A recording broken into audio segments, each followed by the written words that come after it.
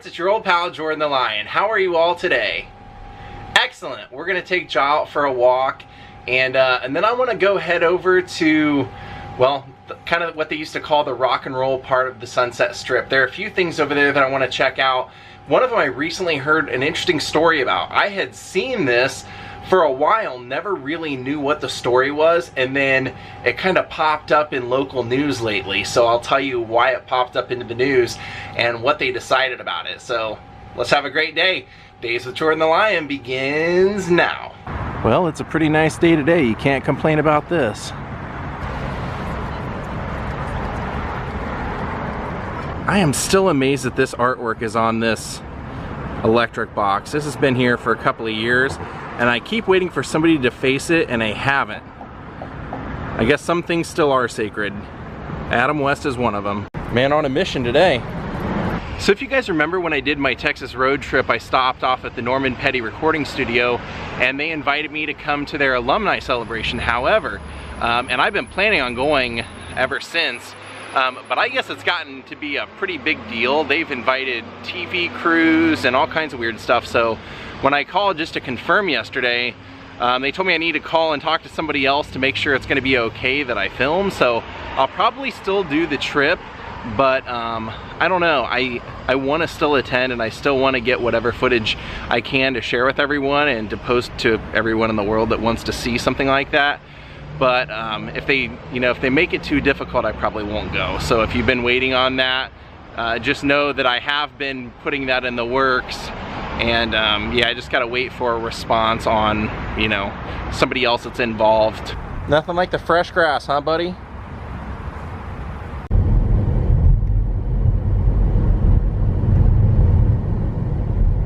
There's the crossroads. Looks like they're preparing for an Alec Baldwin roast. That should be an easy target. There's Guns N' Roses.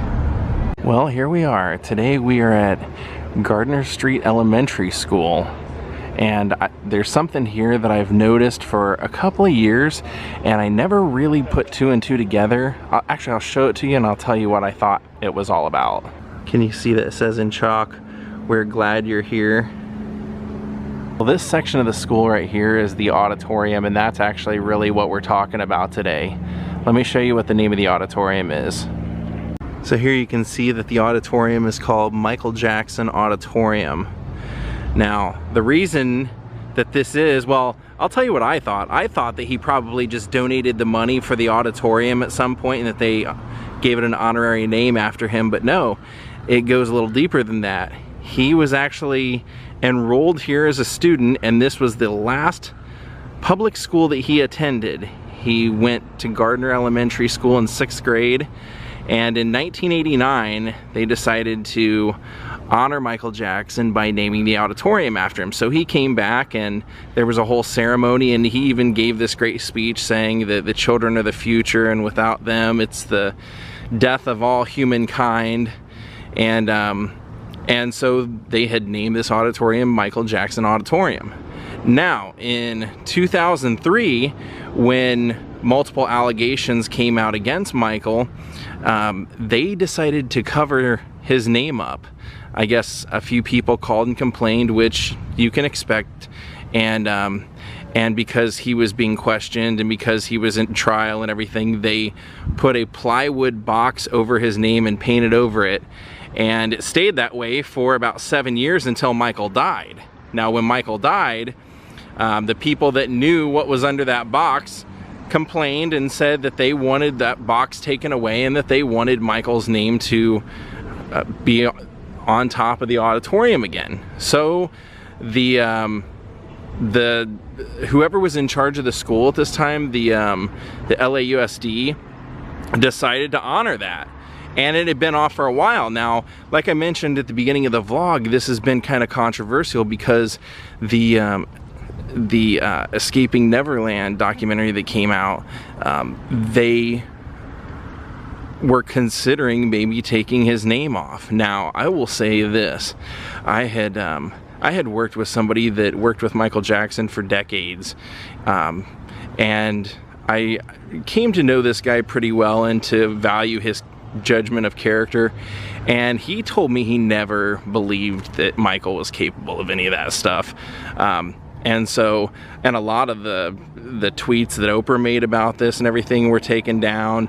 So they had considered covering this up. But what they decided to do, and I'm kind of shocked by this actually, is they decided instead of acting in haste that they were going to let the community decide, and they were going to let the parents and the students and the people in the community decide whether or not this would keep its name of Michael Jackson Auditorium. And to the community's credit, they decided they wanted it here, so it will remain Michael Jackson Auditorium, and his legacy, I guess, will live on here.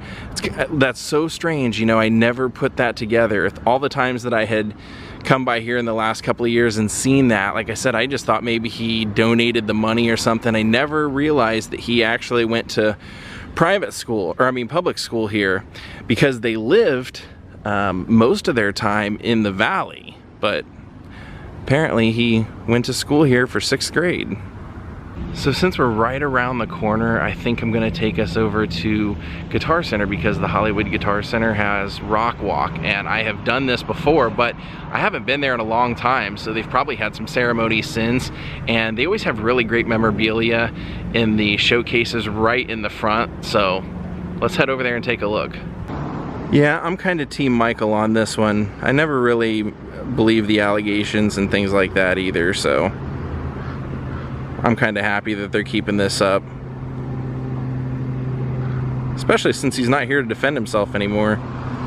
And it looks like right there, there's a little dedication plaque off to the side. I can see it says Michael Jackson Auditorium, and then I can see a date of, looks like October something of 1989. Interesting, and for sale. This way. Happy first day. Welcome to Gardner. Interesting. Then also right at the end of this block is where Guns N' Roses used to practice before they were signed. We did that in a vlog with Vicki Hamilton, if you remember.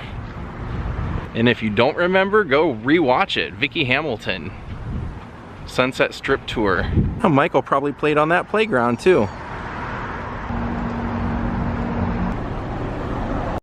Okay, this is also notable. You know what this is? This is the Sunset Grill that Don Henley sang about.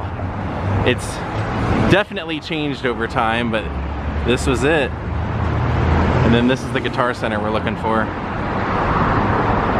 Here you can see they've adorned the outside with a great mural of Jimmy.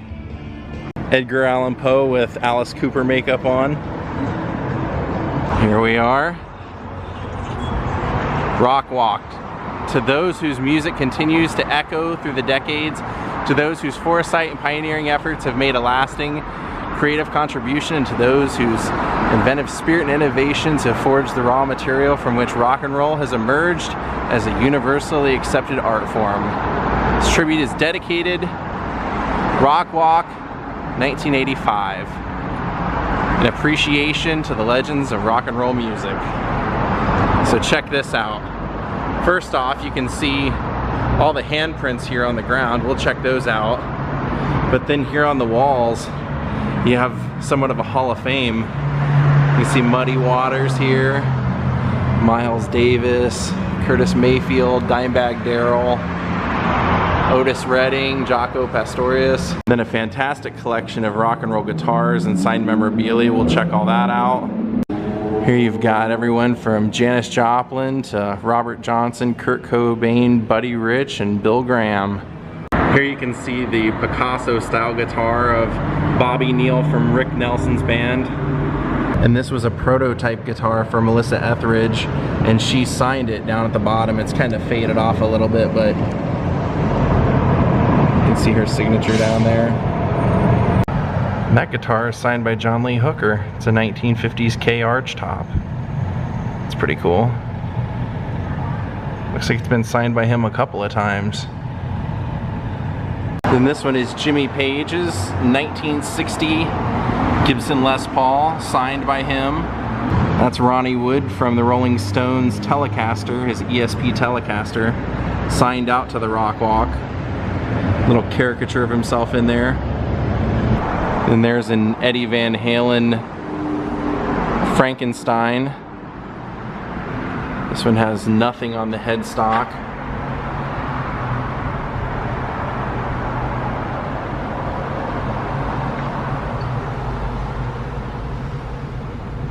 Let's walk over here and see what's on this side. Okay, speaking of Michael Jackson, this is Orianthe's guitar. She was Michael Jackson and Alice Cooper's guitar player, and she's married to Richie Sambora and has a band with him as well. Kind of interesting look at it. It's all like burned and chipped up, and it looks like there's hair on it, like cat hair or something. That's Geezer Butler's bass from Black Sabbath, and he signed the pickguard right there in gold. This is John 5 from Marilyn Manson's guitar. Then that one's St. Vincent's guitar. We saw one of her guitars in the Play It Loud exhibit at the Met in New York. Then that is Zakk Wylde from Ozzy. It's one of his guitars and it's signed by him as well. That is Slash's guitar, his signature model with a little Slash's snake pit logo there on the bottom. And then look up the neck. How great is that? That's insane. That is Kirk Hammett from Metallica. That's his guitar, and that thing is covered in dimes. Except for a picture of Dimebag Darrell down here, which was, I was gonna say, this looks like Dimebag Darrell's signature model of Dean guitar, but there you can see a faded picture of Dimebag Darrell on there. He even did the headstock, so you get it. It's a tribute to Dimebag Darrell, all dimes. Oh, that is cool. That's one of B.B. King's Lucille's, signed by him.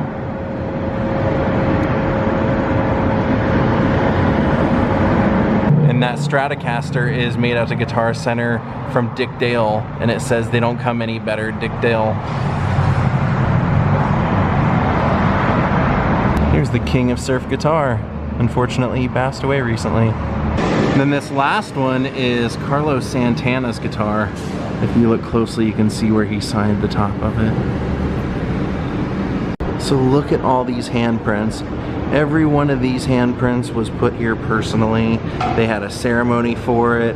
These, you know, we saw the sign, it goes back to 1985. We've got some serious heavyweights here. We've got Bo Diddley, John Lee Hooker, the originator, Little Richard, Dick Clark, Lieber and Stoller, the great songwriting team, Jerry Lee Lewis, Motown great. Those guys wrote some really fantastic songs. Black Sabbath,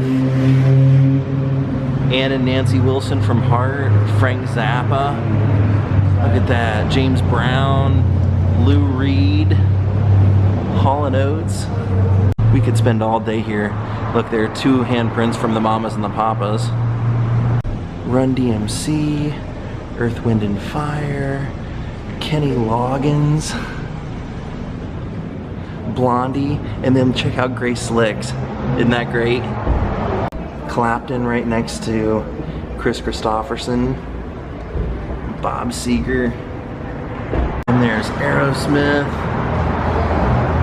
and here's Kiss, but you notice it's Gene, Paul, and Bruce Kulick, and then they have a little wolf for Eric Carr, and his signature up there. And then Ace Frehley's off to the side. Johnny Cash, Carl Perkins, B.B. King. So I just think this is so cool. This is like the Grauman's Chinese Theater for music. Mick Taylor of the Rolling Stones. Bootsy. Greg Allman, Buddy Guy, Brian Wilson, Jan and Dean, Johnny Winter, ZZ Top, Les Paul, right next to Eddie Van Halen. There you can see Slash and Isaac Hayes, George Martin, Chuck Berry, the Cure, Joe Satriani, Animals, Motley Crue. You're not gonna find a Guns N' Roses here though. Jimmy Vaughn, X. Oh, awesome. Scotty Moore, who played with Elvis, as did James Burton. Dwayne Eddy, great instrumentalist. Also married to Jesse Coulter before Waylon. Whoa, the Yardbirds. Jeff Beck, Jimmy Page, Eric Clapton, Jim McCarty. That's Clapton right there. That's Jeff Beck's hand. There's Jimmy. The Wrecking Crew. Man, they played on some great records. Oh, check this out. Smashing Pumpkins. Cheap Trick. Rick Nielsen put guitar picks in there, you can see. And then you have Cream up here. And Queen. Here you have Leonard Skinner, and they had to do a couple of in memoriams.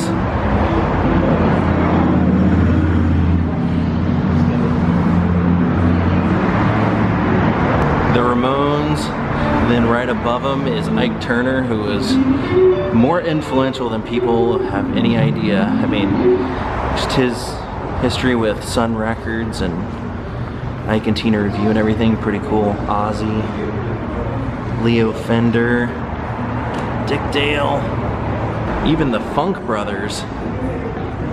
Sonic Youth? Wow, I'm shocked. I think we've seen most of the good handprints, so we'll check out this wall. Wow, real legends on this one. I mean, they're all legends if they have a plaque, but look, Elvis, Richie Valens, Roy Orbison, Buddy Holly, John Lennon, Marvin Gaye, Randy Rhoads, Rick Nelson, and Gene Krupa. And then up here we have Keith Moon, Jackie Wilson, Jimi Hendrix, Stevie Ray Vaughan, John Bonham, and Waylon Jennings. All right, my friends, I think that's gonna do it for us over here. Let's head home. He's got another Rambo coming out. You have a lot to live up to, my friend. That last one was extraordinary, so can't imagine how this last one will go. So I'm back out in front of the school, and check out what I just found on the sidewalk. I didn't notice that before. There he is.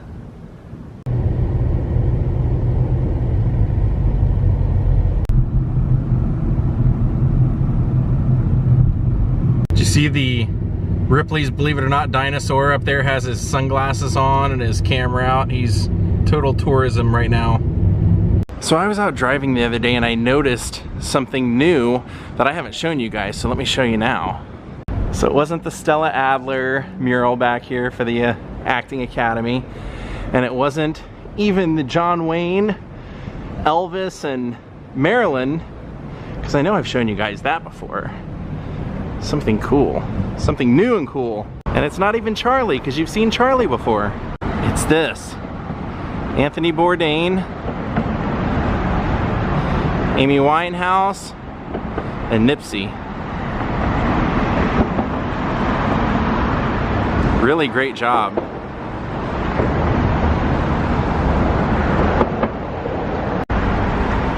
You know, just little things worth looking at sometimes. Well guys, I gotta throw the laundry in. Any chance you could consider entertaining me while this is going on? Cool. Alright my friends, we are gonna call it a night. I want to thank Leslie Sampson and Jennifer Bailey for becoming my newest Patreons. Thank you for watching. I hope you saw something today that you enjoyed, or heard something that you had never heard before, something kind of interesting to your day. I hope that this Norman Petty thing works out, but something in my gut tells me that it's not going to. So I'm going to start making a plan B just in case, but fingers crossed. Have a great night everyone. We'll see you all tomorrow. Goodbye.